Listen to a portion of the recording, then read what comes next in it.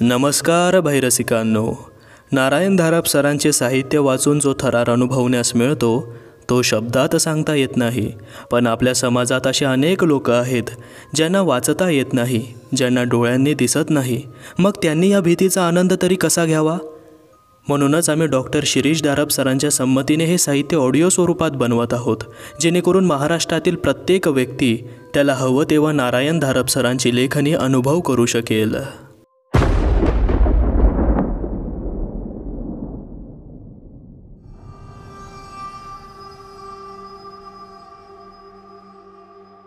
येडाम आता जरी भारी कपडे वापरत असले, आरामशीर गाडीतून फिरत असले, आलिशान बंगल्यात राहत असले, तरी ज्या संस्कृतीत ते जन्मले होते, वाढले होते, त्या संस्कृतीचा ठसा मनावरून कधीही पुसला जाणार नव्हता.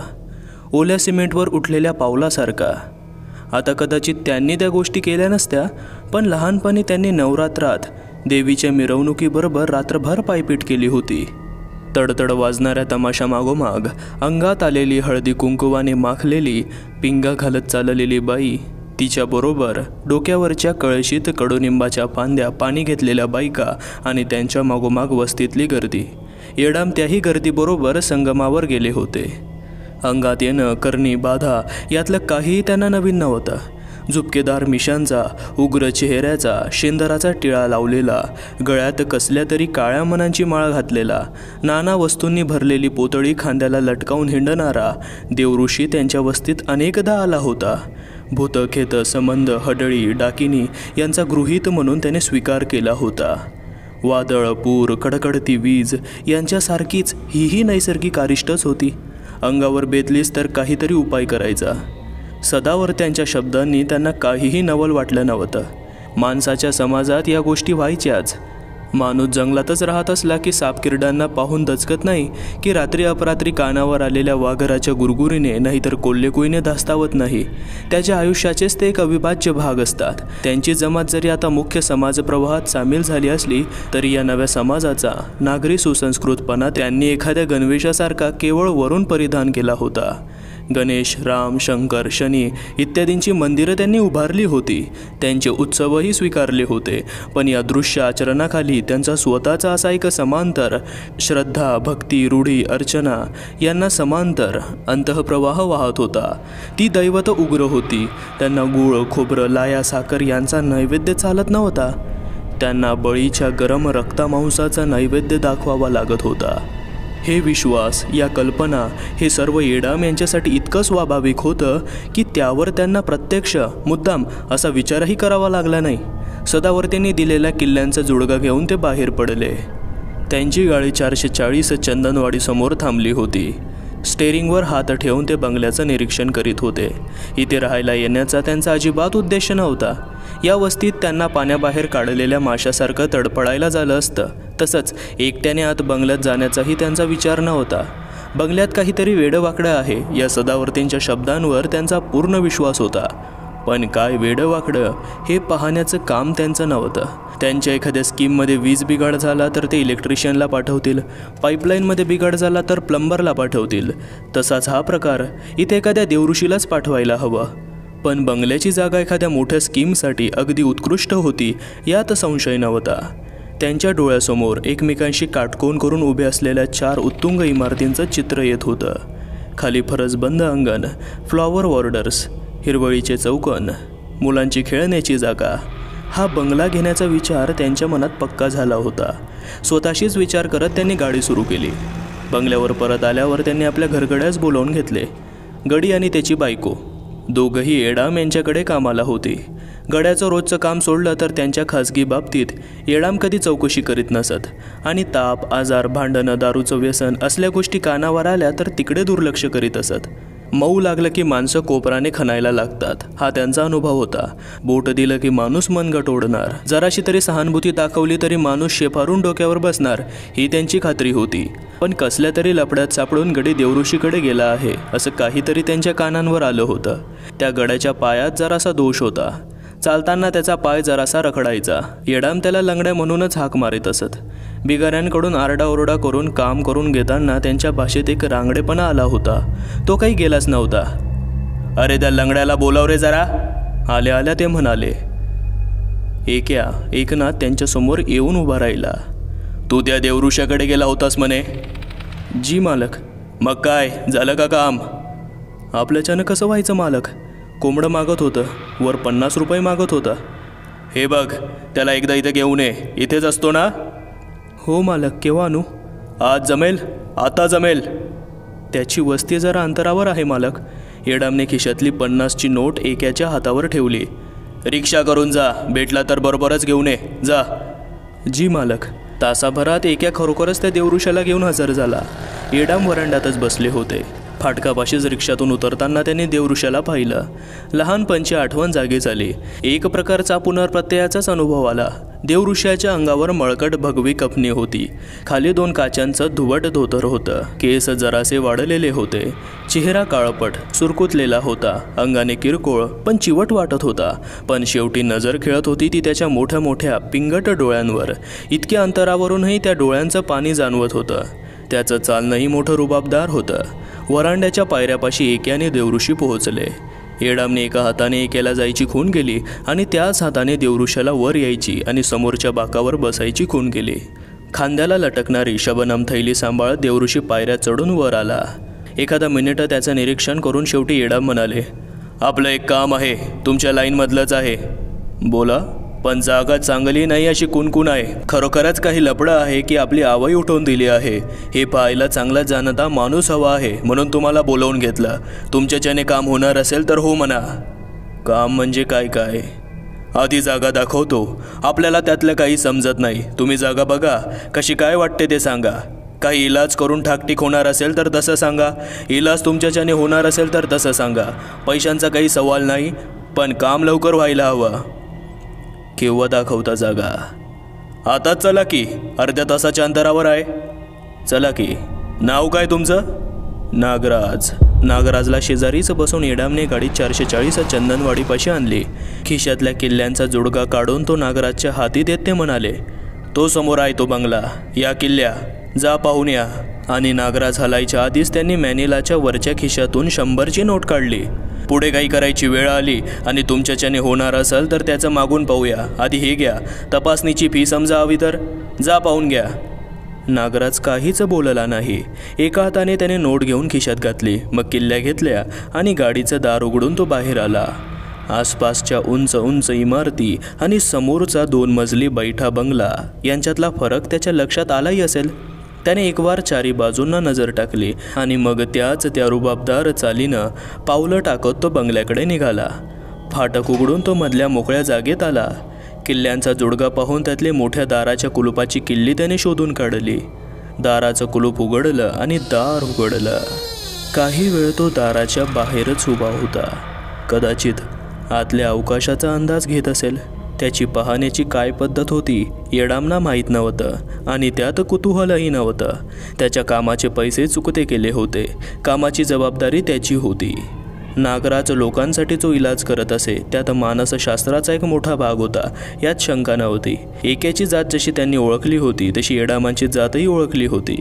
सुखासीन आयुष्याने शरीरात जरासा सैलपणा आला होता, पण मनाचा पोलादी पीळ तसा शाबूत असणार याची नागराजला खात्री होती. असल्या माणसाशी छक्के पंजे करण्यात अर्थ नव्हता हे तो जाणून होता. माणसाला पछाडणाऱ्या भूत खेत संबंध पिशाच हडळ डाकिना अशांसारखी निखालस दुष्ट अस्तित्व खरोखरच आहेत का हा एक प्रश्न आणि त्यांच्या अस्तित्वावर नागराजचा विश्वास होता का हा दुसरा प्रश्न. पण नागराजला त्या दोन्ही प्रश्नांशी काहीही कर्तव्य नव्हतं. महत्त्वाची गोष्ट होती ती ही की समाज मानसामध्ये निदान समाजातल्या काही वर्गाच्या तरी या दुष्ट शक्तींच्या अस्तित्वावर कदाचित छुपा विश्वास होता. करणी भारणी चिटूक भानामती अंगारे धुपारे मंत्र तंत्र अघोरी विद्या यांच्यावर त्यांचा विश्वास होता. या विधींनी एखाद्या जाणत्या माणसाच्या सहाय्याने आपली पीडा टळू शकते यावर त्यांचा विश्वास होता.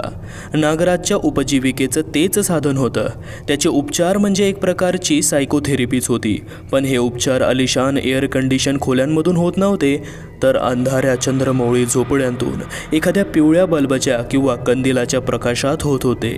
धुण्या होत्या, अंगाऱ्यावर भस्म टाकलं की ठसका लागत होता, नाका डोळ्यांना पाणी येत होतं.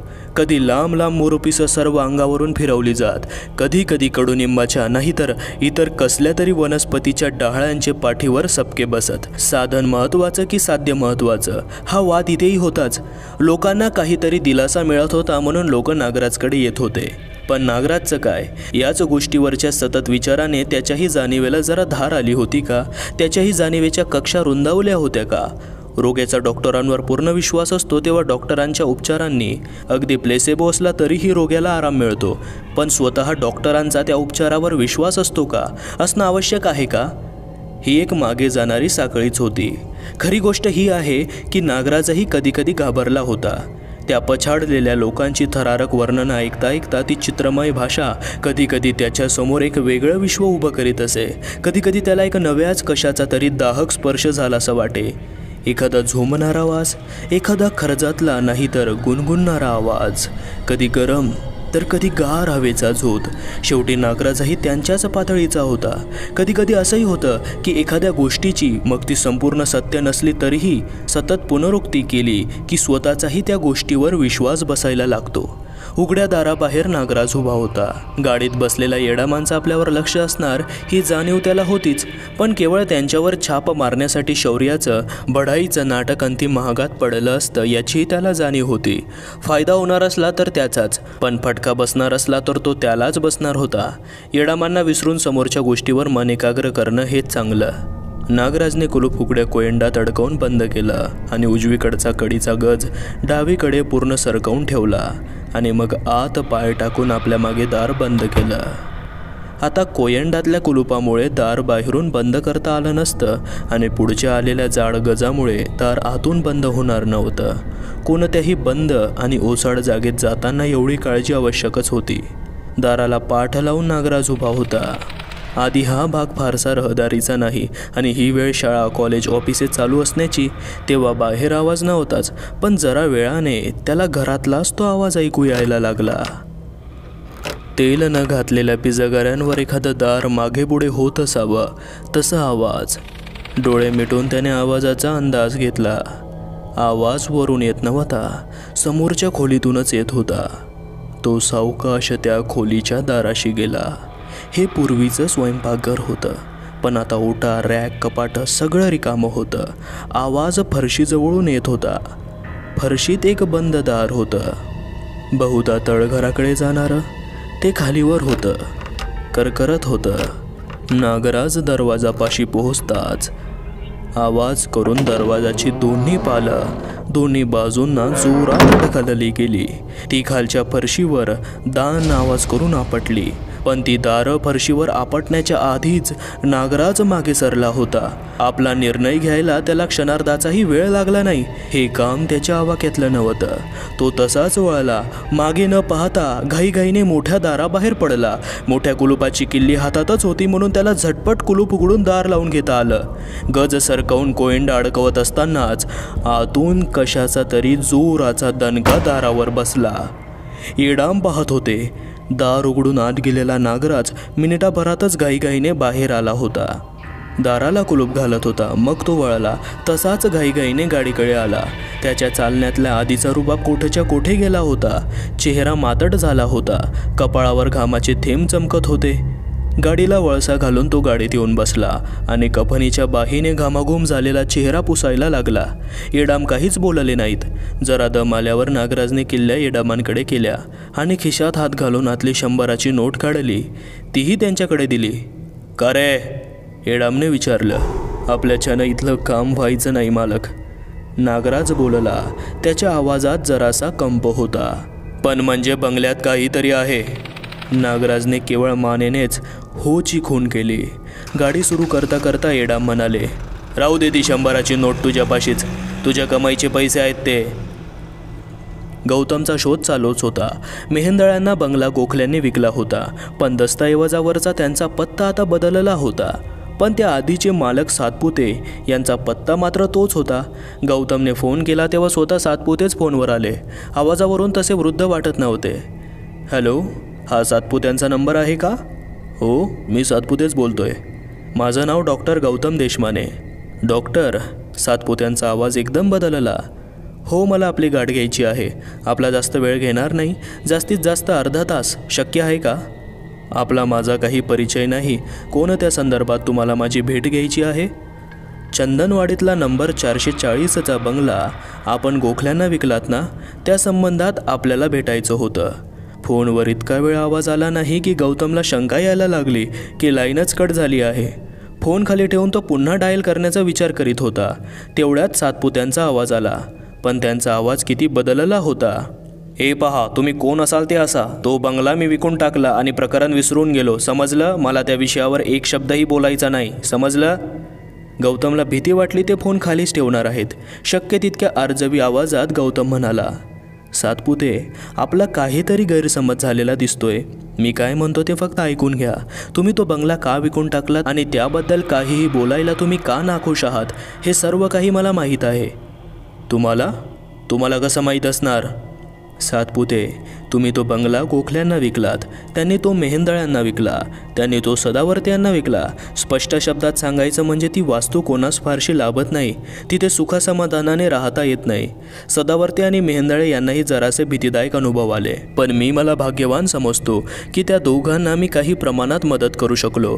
माझी तुम्हाला एवढीच रिक्वेस्ट आहे की आपली एकदा गाठभेट होऊ द्या. कुणी सांगावे, कदाचित तुम्हालाही त्या भेटीपासून फायदा होईल.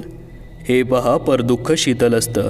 अहो, परदुःख हलकं करण्याचाच तर माझा पेशा आहे सातपुते. एक सांगतो, माझ्या भेटीचा तुम्हाला पश्चाताप नक्की होणार नाही. फोनवर काही वेळ शांतता होती. मग जरा नाराजीच्या सुरात सातपुते म्हणाले, ठीक आहे, या संध्याकाळी. तुमच्यापाशी माझा पत्ता आहेच ना? हो आहे, येतो संध्याकाळी आणि थँक्यू. सातपुते काहीच बोलले नाहीत. दार सातपुत्यांनी स्वतःच उघडलं. त्यांचं वय 40-45च्या आसपासचं वाटत होतं. माणूस मोठा उमदा वाटत होता, पण आता चेहऱ्यावर काळजीच्या रेषा उमटल्या होत्या. खांदेही जरासे खाली गेले होते. मी डॉक्टर गौतम देशमाने. आज सकाळी फोन केला होता? हो, या बसा. गौतम बसल्यावर सातपुत्यांनी त्यांच्या समोरचीच खुर्ची घेतली. या विषयात तुम्हाला एवढं स्वारस्य का हेच मला समजत नाही, सातपुते शेवटी म्हणाले. त्यांना काय आणि कसं सांगायचं हे गौतमने आधीच ठरवलं होतं. खुर्चीवर जरा पुढे वाकून बसत गौतम म्हणाला, तुम्हाला काही न विचारताही मी सांगू शकतो की त्या बंगल्यात तुम्हाला काहीतरी विचित्र, भीतीदायक असा अनुभव आला. इतका भयंकर की तुम्हाला तिथे राहणंच अशक्य झालं. मला कसं माहिती याचा नवल कराल, पण सातपुते, ही काही तुमच्या एकट्याचीच हकीकत नाही आहे. त्या वास्तूचा वारसा पार मागे, अगदी 70-75 वर्ष मागे जातो. 1932 साली तिथे इनामदार नावाच्या गृहस्थांनी बंगला बांधला. त्याआधी ती जागा निचुरे सरदारांच्या मालकी वहिवाटीची होती. तो बंगला बांधल्यापासून सतत त्याचं हस्तांतर होत आलेलं आहे. गेल्या 70 ते 72 वर्षात 16 तरी मालक होऊन गेले आहेत. तिथे जो काही वेडावाकडा अनुभव आला त्याचा दोष तुम्ही स्वतःकडे घेत असाल तर ती मोठी चूक आहे. अजाणतेपणाने अनेक जण त्या सापळ्यात सापडले आहेत. मी आतापर्यंत ज्यांची चौकशी केली त्यांना त्रास झाला आहे, पण मृत्यूची शोकांतिका झालेली नाही. त्या साखळीतल्या मागच्यांवर तसेही दुर्धर प्रसंग आले असतील, कारण ती वास्तू इतकी वाईट आहे की तिथे काहीही होणं शक्य आहे. तुमचं म्हणणं मानलं, तरी माझी भेट कशासाठी घेतलीत? तुम्हाला काय त्रास झाला हे मला जाणून घ्यायचं आहे आणि जमलंच तर काहीतरी मदत करण्याची माझी इच्छा आहे. ज्या डॉक्टरांना विनोदाने ॲम्ब्युलन्स चेसर्स म्हणतात त्यांच्यापैकी मी नाही, पण माझी खात्री आहे की अगदी अनावधानाने काही अभागी लोक त्या वास्तूतल्या दुष्टतेचे शिकार झाले आहेत. पण त्यांच्याकडे काय दोष आहे? आयुष्यात काही वेळा अगदी अचानकपणे दुर्घटना होतात, पण त्यांचा दोष स्वतःकडे घेणं चूक नाही का? तुम्ही तुमचा अनुभव आतापर्यंत कोणालाही सांगितला नाहीत, खरं आहे ना? खरं तर गौतमचा हा अंधारातला तीर होता, पण सातपुत्यांच्या एकूण वागण्यावरून त्याने तो अंदाज बांधला होता. त्याचा तीर अगदी वर्मी लागला. सातपुते उसळून म्हणाले, लोकांना सांगायला जायची आणि आणखी बदनामीच करून घ्यायची ना? लोकच कशाला, जवळपासच्या नातेवाईकांनी सुद्धा तिला वेडी ठरवली आहे. त्या आगीत आणखी तेल ओतायचं ना? मला जरा खुलासेवर सांगता येणार नाही का? लक्षात घ्या की मी डॉक्टर आहे. अर्थात डॉक्टरात सुद्धा असे कित्येक असतात की समोरच्यावर एखादं लेबल चिटकवून त्याला एखाद्या पोतडीत कोंबायचा. पण माझा स्वभाव तसा नाही आणि माझं क्षेत्रच असं आहे की वरवर विसंगत आणि तर्कदुष्ट वाटणाऱ्या गोष्टींच्या मुळापर्यंत पोचायचं. मला सांगा तरी, अगदी माझी काही मदत झाली नाही तरी तुमच्या मनावरचा ताण कमी होईल? सातपुते बोलायला लागले तेव्हा त्यांचा आवाज खाली आला होता. डॉक्टर, तुम्ही म्हणता ते खरं आहे. मी आजवर या गोष्टीची कोणापाशीही वाच्यता केलेली नाही, मनातच ठेवली आहे. पण एखाद्या सडक्या प्रेतासारखी ती फुगत आहे आणि कधी कधी वाटतं डोक्याचा स्फोटच होणार आहे. तुम्ही तुमच्या पत्नीबद्दल बोलता आहात का? म्हणजे तुमच्याही कानांवर आलं आहे म्हणायचं. सातपुते, माझ्यावर विश्वास ठेवा. मी इथे येईपर्यंत माझ्या हिशेबी सातपुते हे फक्त एक नाव होतं. मी तुमच्या संबंधात काहीही ऐकलेलं नाही. मी तुमच्या संबंधात कोणाशीही अवाक्षरही बोललेलो नाही. मग मी माझ्या पत्नी संबंधात बोलतो आहे हे तुम्हाला कसं समजलं? तो एक अंदाज होता सातपुते. आपल्या इतक्या जवळच्या माणसाविषयी इतर कोणाबद्दल माणूस इतका तळमळीने, पोटतिडकीने बोलेल? सातपुत्यांचा चेहरा एकदम चुरमळल्यासारखा झाला. त्यांच्या डोळ्यात पाणी आलं. ते खालच्या आवाजात म्हणाले, आम्ही किती सुखात होतो हो. मी, रमा आणि मकरंद. आमचा एकुलता एक मुलगा, इतका हुशार. त्याच्याबद्दल केवढी स्वप्न बाळगून होतो आम्ही. आणि एकाएकी तो गेला, अपघातात गेला.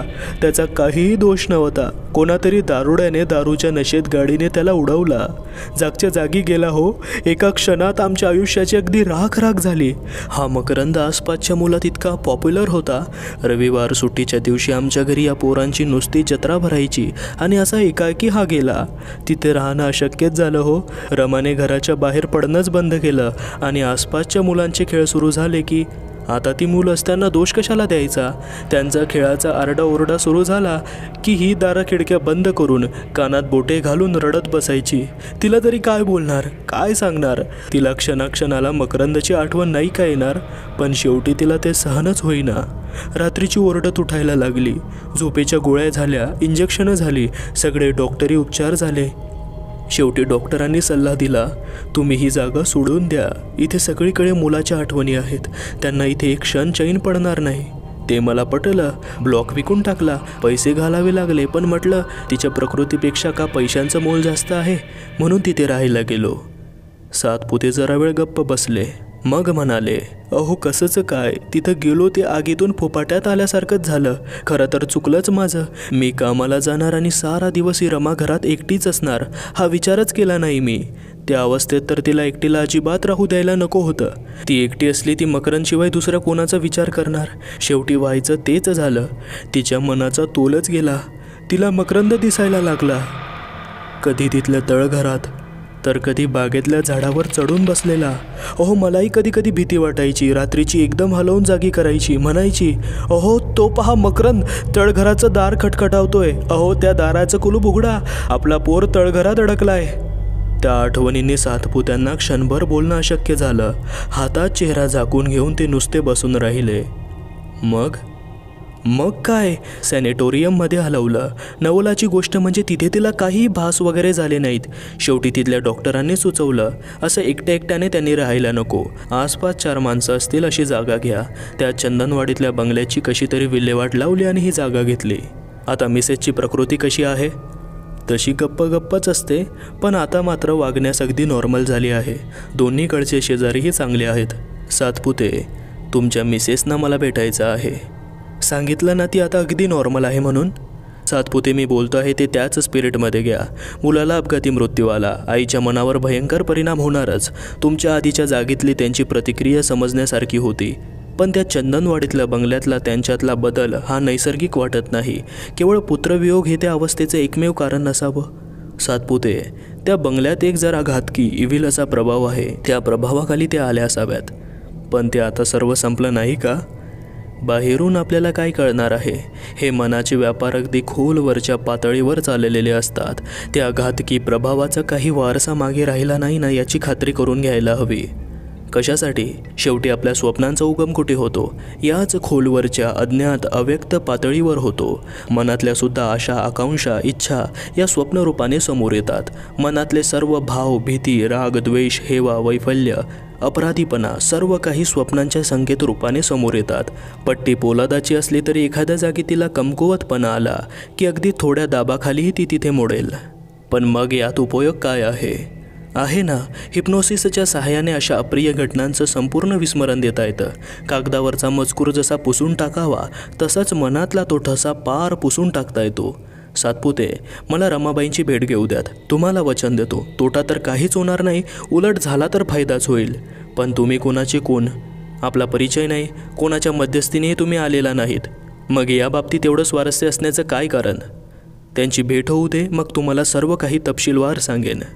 सातपुते काही वेळ त्याच्याकडे पाहत बसले आणि मग एक उसासा सोडून म्हणाले, तुमचा हेतू मला समजला नसला तरी तो वाईट नसावा अशी माझी खात्री झाली आहे. या. गौतम त्यांच्या मागोमाग आतल्या खोलीत गेला. रमाबाई खिडकीपाशी बसून खिडकीतून खाली पाहत होत्या. त्यांच्या चेहऱ्याची एकच बाजू गौतमला दिसत होती. मुळात त्या अतिशय सुंदर असल्या पाहिजेत, पण चेहरा आता ओढलेला होता. रंगातही एक फिकटपणा आला होता. सातपुते आणि गौतम यांच्या पावलांचा आवाज त्याने ऐकलाही असेल, पण त्यांचा पवित्रा बदलला नाही, मान वळली नाही. रमा, जरा इकडे बघतेस का? सातपुत्यांनी विचारलं. रमाबाईंची काहीही हालचाल झाली नाही. हे डॉक्टर देशमाने आले आहेत तुला पाहायला. डॉक्टर शब्द ऐकताच रमाबाईंची मान त्यांच्याकडे झटक्यात वळली. डॉक्टर? आता कशाला डॉक्टर? आता काही मी वेडी नाही आहे. रमा, मी कधी म्हटलं तू वेडी आहेस? मग कशाला त्या वेड्यांच्या इस्पितळात ठेवलं होतं?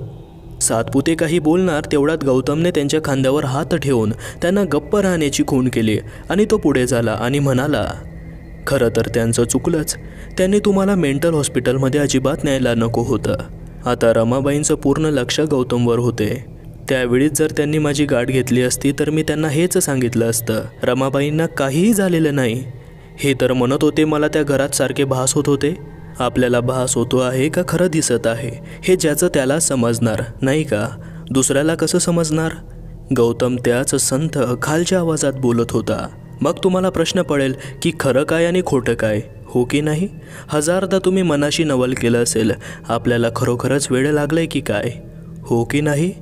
हो ना. अजून ते हॉस्पिटलमधले दिवस आठवले की अंगावर काटा येतो. तेव्हा तर वाटायचं आता सारा जन्मच इथे काढावा लागणार. या इकडे या. अशा अवघडलेल्या अवस्थेत का बसला आहात? या इकडे, आपण बोलूया. इकडे आरामात बसा. रमाबाई उठल्या. गौतमने दाखवलेल्या कुशनच्या आरामशीर खुर्चीत बसल्या. गौतमचं त्या संथ आवाजात बोलणं चाललंच होतं. रात्री अचानक जाग आली की मग परत लवकर झोप येत नाही ना? नाही ना. पण सातपुत्यांना त्रास होऊ नये म्हणून तुम्ही अगदी अजिबात हालचाल न करता तशाच राहता, हो की नाही? हो ना. तुमचं काही अगदीच चूक आहे असं मी म्हणत नाही, पण तुम्हाला नाही वाटत त्यांचा स्वभावाबद्दलचा तुमचा अंदाज चुकला असं? म्हणजे कसं? समजा त्यांना जाग आली असती, ते काय तुमच्यावर रागावले असते? खासच नाही, उलट त्यांनी तुम्हाला धीरच दिला असता. रमाबाई काहीच बोलल्या नाहीत. बघा किती विनाकारण टेन्शन घेत होता तुम्ही. आता हे शरीर किती आखडून धरलं आहेत. हाताच्या मुठी किती गच्च आवळून धरल्या आहेत. या ताणाने आणखीनच थकवा येतो. आरामात बसा. शरीर सैल सोडा. वाटलं तर डोळे मिटून घ्या. अगदी एखादी पेंग आली तरी चालेल. इथे जे आहेत ते तुमचे हितचिंतकच आहेत. छान. आता कशा आरामात बसलात ते घ्या मिटून डोळे. वाटलं तर देवाचं नाव घ्या. त्यासारखं समाधान कशानेही होत नाही. म्हणा. वाटलं तर मनात म्हणा, श्रीराम श्रीराम श्रीराम.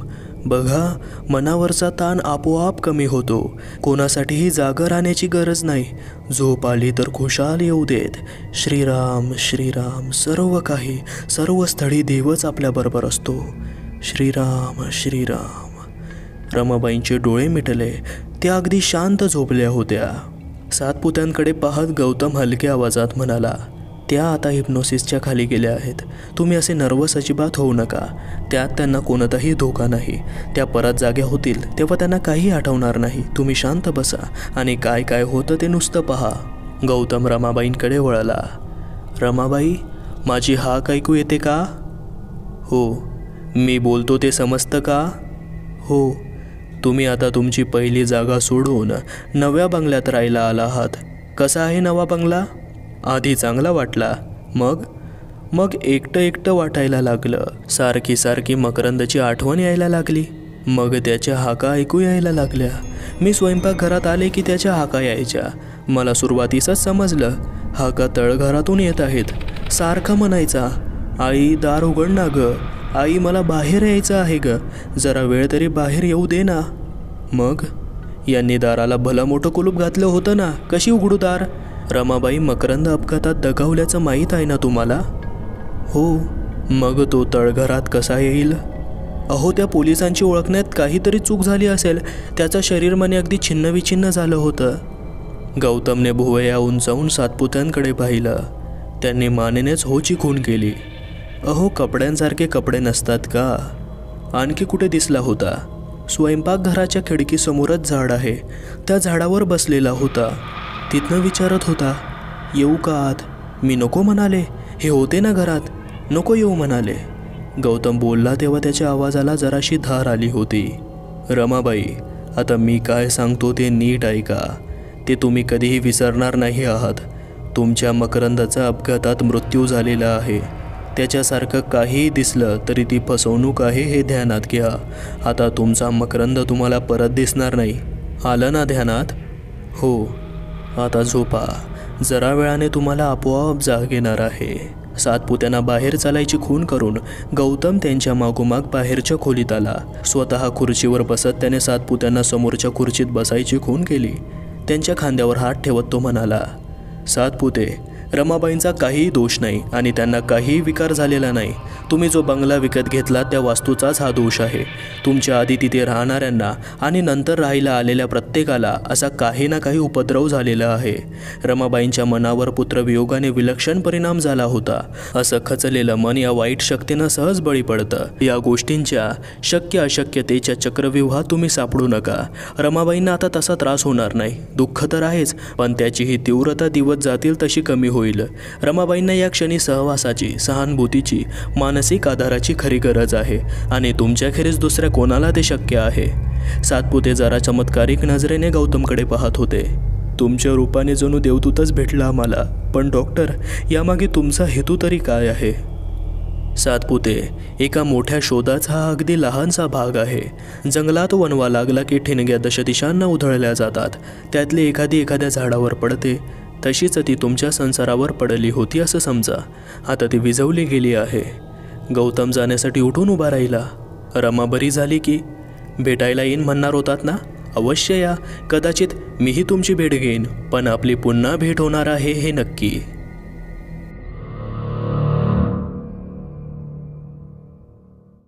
मित्रांनो, खूप कमेंट आल्या की भाग छोटा होता, म्हणून आजचा भाग खास तुमच्या सर्वांसाठी मोठा बनवला आहे. आता ऐकूया चॅनल सदस्य काय म्हणतात. प्रमोद नंदाने म्हणतात, स्टोरी टेलिंग खूप छान आहे, एकदम खतरनाक. धन्यवाद प्रमोद सर.